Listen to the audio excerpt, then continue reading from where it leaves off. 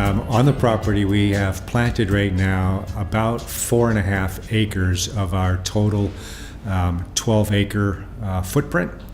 And next spring, we'll pick up another couple of acres on a plot just to the west of what's already planted. And then on the bench behind the market garden, we'll pick up another half acre. So I think when it's all said and done, we'll be right at about 6, close to 7 acres, which on a long-term basis will represent about 15% of our production capability. So we'll have that estate fruit component. It'll be predominantly Cabernet, which is what the Oakville area is known for, and we'll also plant a little bit of Cab Franc. So in terms of the rest of our portfolio, we have really terrific grower relationships, and that is the essence of what started us and will continue as we expand to our total case production, which probably over the next 5 to 10 years will take us upwards of 15 to maybe 20,000 cases. This year's harvest, we're rated about 8,000 cases. So if you think about where we started, we have really terrific grower relationships, and that is the essence of what started us and will continue as we expand to our total case production.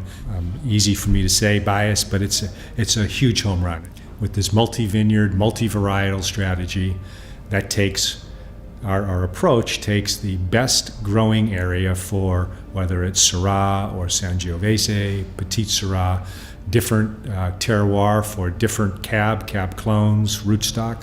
So we've identified all of these variables. We found the growers, and most of our vineyards are predominantly growers as opposed to growers and producers. So by example, Cellars, as we continue to evolve, will be one of the very few wineries that has access to all 6 of Beckstoffer's heritage vineyards.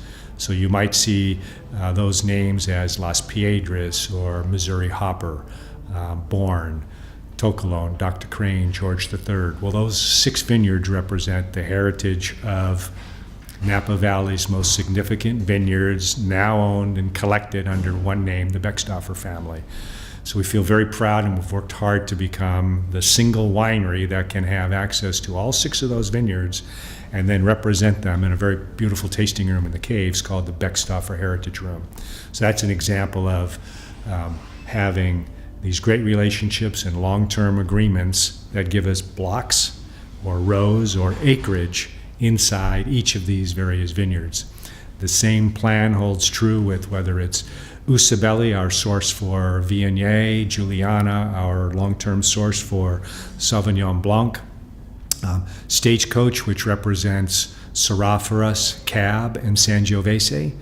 The Anatok Vineyard up at Atlas Peak, which is owned by the Antinori family, is again another source for us for our Sangiovese program.